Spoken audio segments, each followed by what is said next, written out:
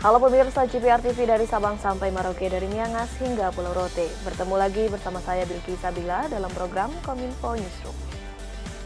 Halo pemirsa GPR TV dari Sabang sampai Merauke.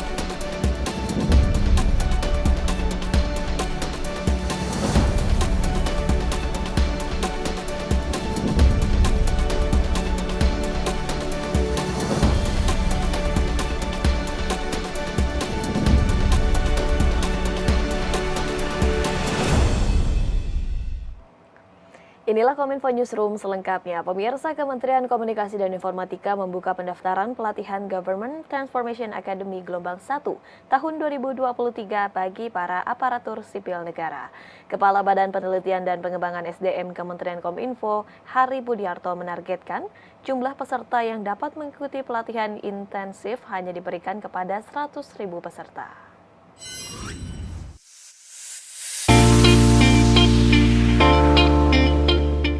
Pada tahun 2022, Kementerian Komunikasi dan Informatika telah berhasil melaksanakan program Digital Talent Scholarship atau pelatihan peningkatan keterampilan bidang teknologi informasi dan komunikasi kepada 200.000 peserta. Tercatat hingga akhir November lalu, program DTS telah melatih 225.187 peserta dengan jumlah pendaftaran yang mengikuti seleksi yakni 283.906.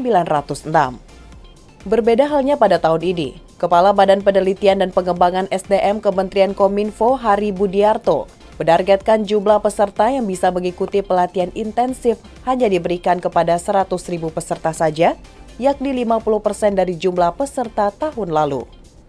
Meski demikian, para peserta yang nantinya mendaftar dan telah berhasil mengikuti pelatihan akan disarankan untuk bisa langsung mengikuti program magang yang telah disesuaikan dengan kriteria pelamar, sesuai minat dan kualifikasi pelatihan yang diikuti oleh peserta.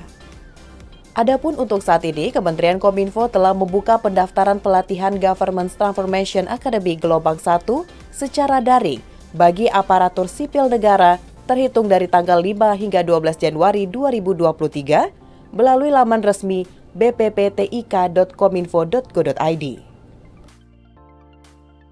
Karena anggaran kita turun cukup banyak, maka kita targetkan 100.000. Jadi separuhnya tahun yang lalu. Tetapi polanya beda. Kalau yang tahun yang lalu itu murni pelatihan. Pelatihan setelah pelatihan dia baru ikut bootcamp, baru kita salurkan. Kalau sekarang enggak. Kalau yang sekarang ketika itu dibuka itu sudah menawarkan pekerjaan. Jadi kalau yang untuk DTS untuk DTS ini saya sudah menghubungi berbagai vendor yang membutuhkan talenta digital ini. Jadi mereka mengklaim, saya butuh 100 orang Pak, saya butuh 50 orang Pak, saya butuh 200 orang. Jadi nanti kita akan buka misalnya penawaran kerja untuk 25 orang data scientist. Kita sebutkan yang akan merekrut mereka adalah PT ini, PT ini, PT ini. Tapi syaratnya mereka harus ikut pelatihan. Setelah ikut pelatihan, maka kita anggap mereka misalnya ujiannya harus lulus. Ya, mereka yang ujiannya lulus, nilainya bagus, maka kita ikutkan ke magang. Nah, biasanya kita nyari gini, kalau ada 100 lowongan, maka kita akan cari 300 orang untuk mengikuti proses magang. Pemirsa, Presiden Joko Widodo mendorong seluruh pihak untuk terus menjaga stabilitas politik dan keamanan dalam memasuki tahun politik 2024. Di samping itu, Presiden juga mewanti-wanti agar jalannya pesta demokrasi tidak mengganggu pertumbuhan ekonomi nasional. Presiden Republik Indonesia Joko Widodo mengingatkan kepada masyarakat untuk terus menjaga dengan baik stabilitas politik dan keamanan di tahun politik, terlebih saat ini dunia tengah dihadapkan dengan berbagai tantangan global. Hal tersebut disampaikan oleh Presiden pada acara Rakornas Partai PBB hari Rabu 11 Januari 2023. Pentingnya menjaga stabilitas politik dan keamanan tersebut agar jalannya pemilu tidak mengganggu pertumbuhan ekonomi Indonesia saat ini. Presiden juga mengingatkan untuk tidak menggunakan politik identitas karena saat sudah masanya era politik dengan lebih mengedepankan kontestasi program ataupun adu gagasan. Oleh karena itu, seluruh pihak yang terlibat dalam pemilu 2024 diminta untuk berjuang secara intelek, menang dengan santun dan menang dengan cara yang bersahabat. Yang tidak kalah penting adalah jangan sampai di tahun politik ini berbagai pihak mengorbankan kepentingan rakyat demi mengedepankan kepentingan pribadi dan juga kepentingan partai.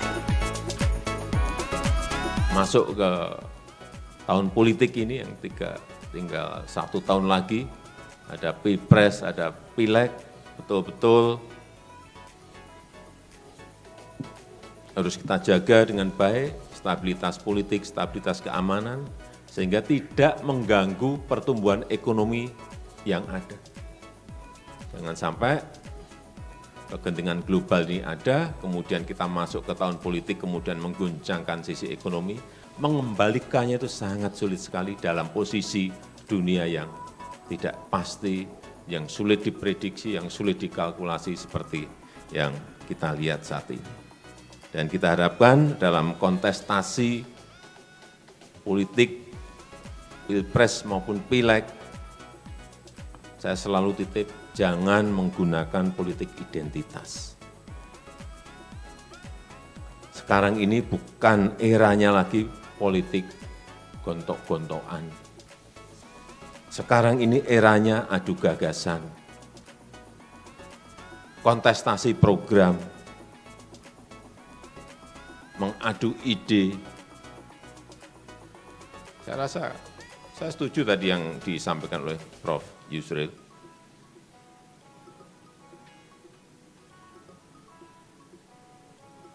Bahwa kita semuanya harus menjaga persatuan, jangan mengorbankan kepentingan bangsa untuk kepentingan pribadi, untuk kepentingan partai dan yang lain-lainnya. Dan sekali lagi, mari kita bersama-sama, kalau menang itu menanglah dengan intelek, kalau menang itu menanglah dengan santun, dan kalau kita ingin menang, menanglah kita dengan cara-cara yang bersahabat.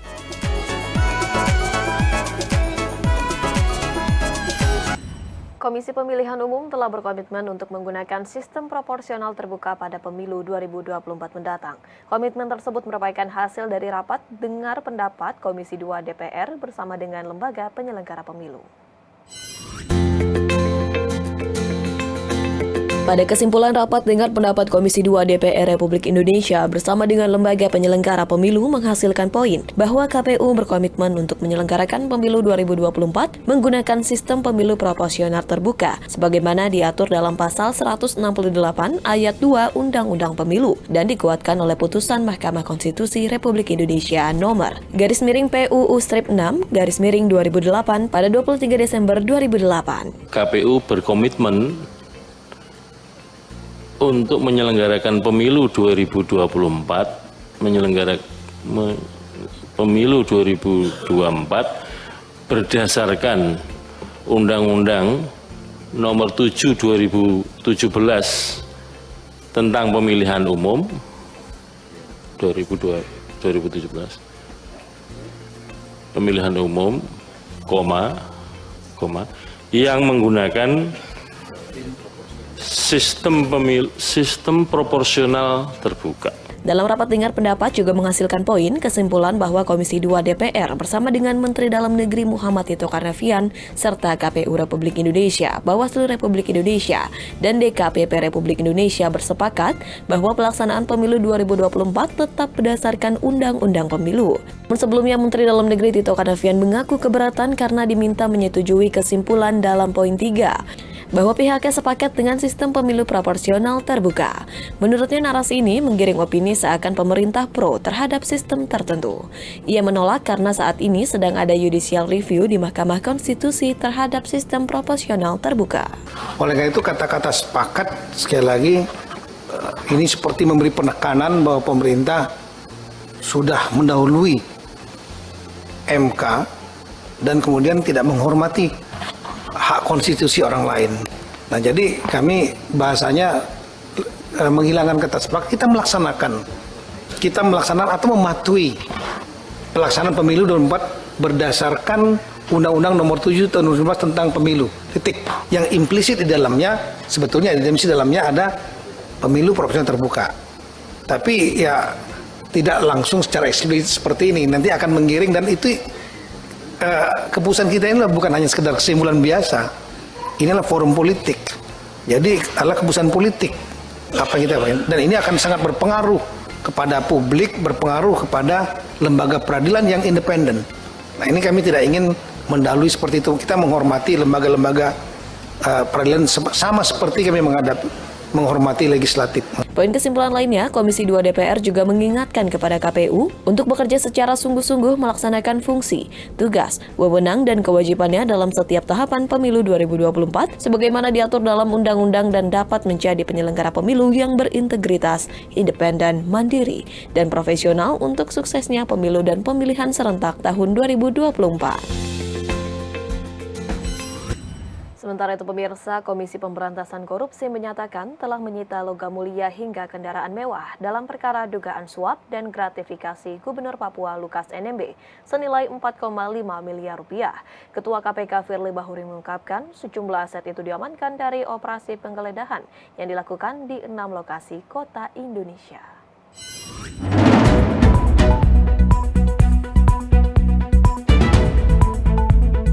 Komisi Pemberantasan Korupsi secara resmi telah melakukan penahanan terhadap Gubernur Papua Lukas NMB pada Rabu 11 Januari 2023. Dalam telusur perkara, suap yang menjerat politikus Partai Demokrat tersebut, KPK mengamankan sejumlah aset Lukas NMB. Sejumlah aset itu diamankan dari operasi penggeledahan yang dilakukan di 6 lokasi, yaitu di Papua, Jakarta, Sukabumi, Bogor, Tangerang, dan Batam. Adapun sejumlah aset Lukas NMB yang disita oleh tim penyidik sebagai barang bukti diantaranya emas batangan, perhiasan berharga, hingga kendaraan mewah bernilai 4,5 miliar rupiah. KPK juga telah melakukan pemblokiran terhadap rekening bank Lukas NMB dengan jumlah fantastis mencapai 76,2 miliar rupiah. Hal itu disampaikan langsung oleh Ketua KPK Firly Bahuri usai melakukan pemeriksaan kesehatan Lukas NMB di Rumah Sakit Pusat Angkatan Darat Gatot Subroto, Jakarta. Berdasarkan alat bukti, maka patut disangkakan. Tersangka telah disangkakan melanggar pasal 12 huruf A atau huruf B, atau pasal 11 dan pasal 12B besar Undang-Undang 31 tahun 1999 tentang pemberantasan tindak pidana korupsi, sebagaimana telah diubah dengan Undang-Undang nomor 20 tahun 2021 tentang perubahan atas Undang-Undang 31 tahun 1999 tentang pemberantasan tindak pidana korupsi. Di kesempatan yang sama, Firly Bahuri menyatakan prihatin atas kasus dugaan suap dan gratifikasi yang menjerat Gubernur Papua Lukas NMB. Ia mengucapkan terima kasih kepada semua pihak yang memberikan dukungan kepada KPK dan mengajak masyarakat Papua untuk bersama-sama memberantas korupsi. Mari bersama KPK untuk membersihkan negeri ini dari praktek korupsi. Kami sungguh berharap kepada rekan-rekan saya, sesama anak bangsa dari Papua, mari kita tatap masa depan Papua yang lebih sejahtera, cerdas, dan jauh dari praktek korupsi.